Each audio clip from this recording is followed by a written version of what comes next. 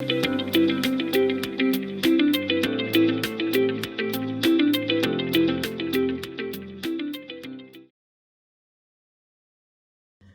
was a stormy session on Monday, July 2020, when Senator Akpabio, Minister, Nigerian Data Affairs, appeared before the House of Reps Committee on Nddc to answer questions in connection with the controversial spendings by Nddc.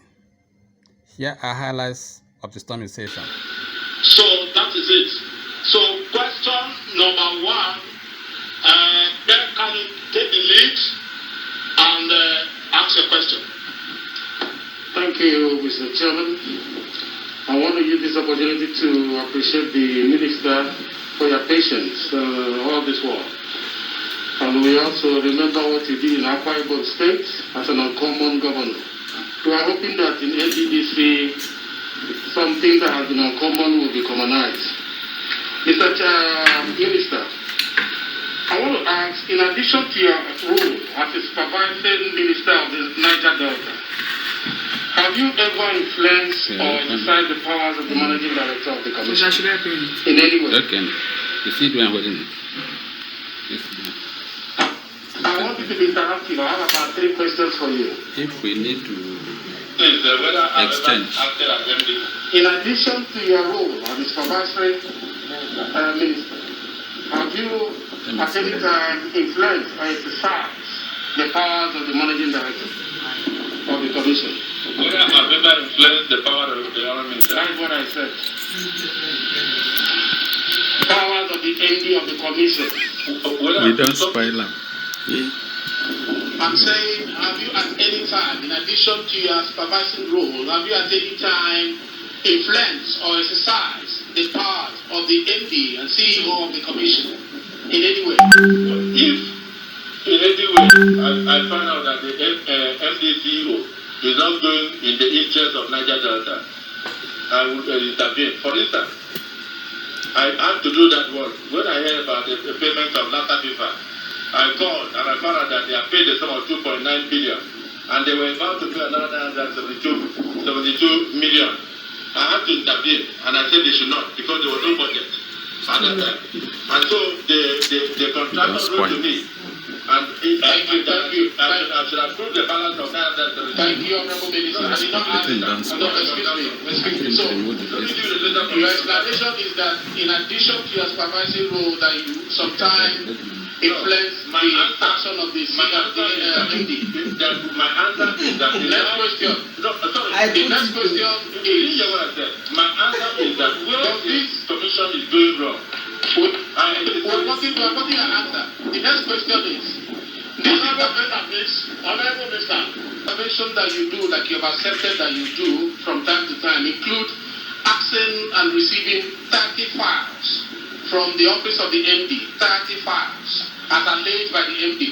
And those 30 files had to do with desilting without the knowledge of the former acting MD, because she alleged when she testified. May I answer that? It does not include that.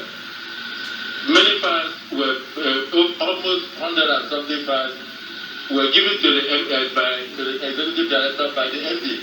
When the report of arson reached the police and the commissioner of police in River State had to personally visit the office, the people who were afraid of the forensic were going to bomb them. So you were in custody of the file. So, the next question. The files were taken to self-custody and the files have been handed over. Okay, but you have permission without the knowledge of the MD. Next question. Not without the knowledge.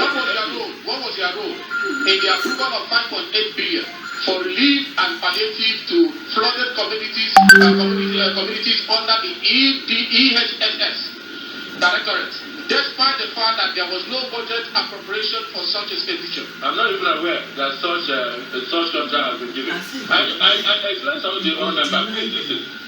What happens is that each contractor has over 50 companies. So when they are giving this contract, they go under. Okay, since you want to hear, let me give you a document. I'm not supposed to, but let me give you. Now, this document I'm giving to you to look at. You may return it to me.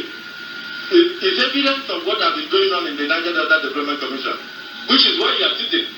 This is a document in one day, where the Nddc, in a management meeting, purportedly gave money within the threshold of the MD, 49 million, and the withdrew cash of 4.2 billion in a day. It is here, and the account numbers are here. Did you take that document? Yeah. Did you take that document in evidence? You know, you are doing this, did you take that? You are doing this at the period when there is forensic going on. These documents are before the forensic auditor. Even what you are bringing out now will also help us in the forensic. Okay, we take it that you did not tender it, and since you are under we wish that at the right time you tender it. Let me ask you the next question. Honorable Minister, let me ask you the next question. Right, honorable. From your question, you don't want to know the truth about NDDC. How? That's why we're asking you the question. No, you are asking me the question. No, but you are running around. You're not going straight to the question. I'm not running around. I'm giving you facts. Minister, please. Honorable Minister. Chairman. Please, don't go to take a look at what happens in NDDC. How will the minister know? If you give a contract of 5 billion and you split it into 100 million, it doesn't come to the minister. Okay, let's ask you other questions. If that one is difficult to answer, let's go to the next question. Honorable Minister, your ministry applied for the approval of certificate of no objection via your letter dated 30th of December 2019 for the lead forensic auditor. Please, can you tell this committee the constitutional or the statutory provision that allows supervising minister of an agency to seek procurement approval on behalf of the procuring entity that is also paying for the procurement? If not, that this is an action that is usurping the function of the agency. Can you explain this? Did you do that? Well, let me tell you. Number one, the annexures 8, 9, 10, 11 are misleading. And before that, you say you have no any link of any contract between yourself and the Nddc. Your just job is just to supervise. But cross-references shows that they are giving you approval, conveyance approval of forensic auditors, contract, whatever, between you and the DPP. Chairman, I want to read, with your permission, I want to read section 20, subsection 2 of the Public Procurement Act, which says, accounting officer of every procuring entity shall have overall responsibility for the planning, organization of tenders, evaluation of tenders, and execution of all procurement in a particular responsibility. But, Mr. Minister, you have taken over the duty as MD, acting MD of the Nddc because of your documents. You are the producer and author of this. But all these things are indicating that. Secondly, you are on air. You said you gave contract to the chairman of the committee in April 2019.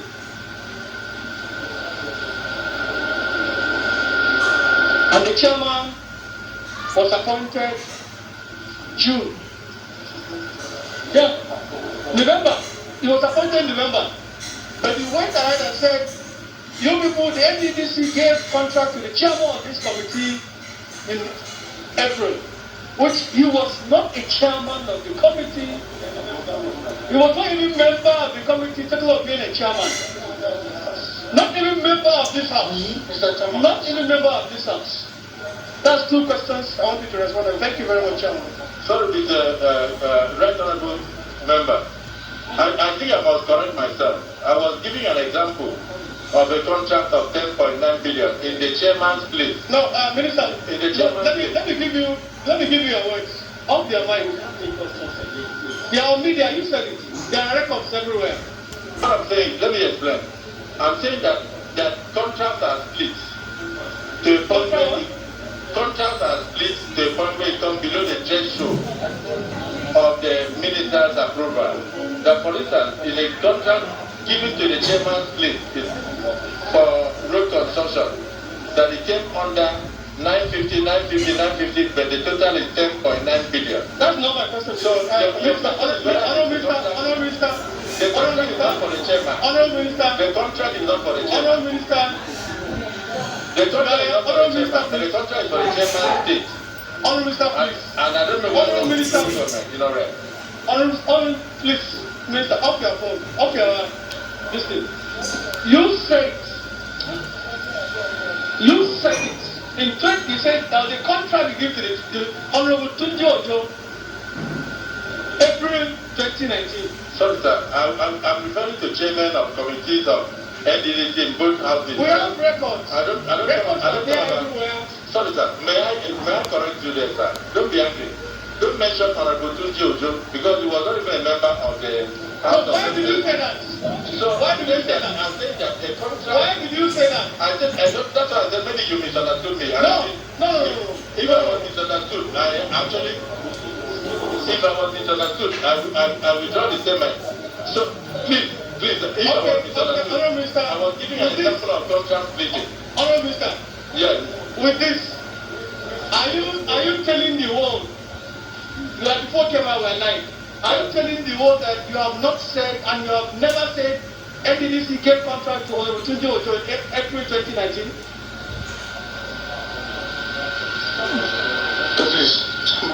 Mr. Chairman. Honorable Mr. Please, let's answer this question. Which one? The contract for Honorable Tunji Ojo for April 2019. No. I said for his place. I don't think the NDC has given a contract directly to Honorable Ojo because before you can say that, you must be sure that contract is given to his company. That's okay. If it is not given to his company, Okay. You can't make such an argument. It's okay. So That's okay. It's okay. with the chairman. It's okay. Nobody can make such an argument. It's okay. It's okay. Minister. Yes. Yes. Honorable Minister. Member. Mr. Chairman. Okay.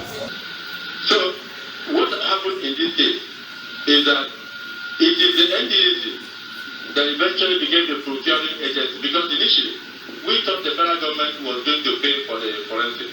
But when the approval of Mr. President came out, it turned out that the NDC should pay. And so that data was withdrawn. We had even gone to the Federal Tender Journal and advertised for bids. But unfortunately, when the approval of the President came, the President directed that NDC should pay for it. So automatically, NDC became the procuring agency.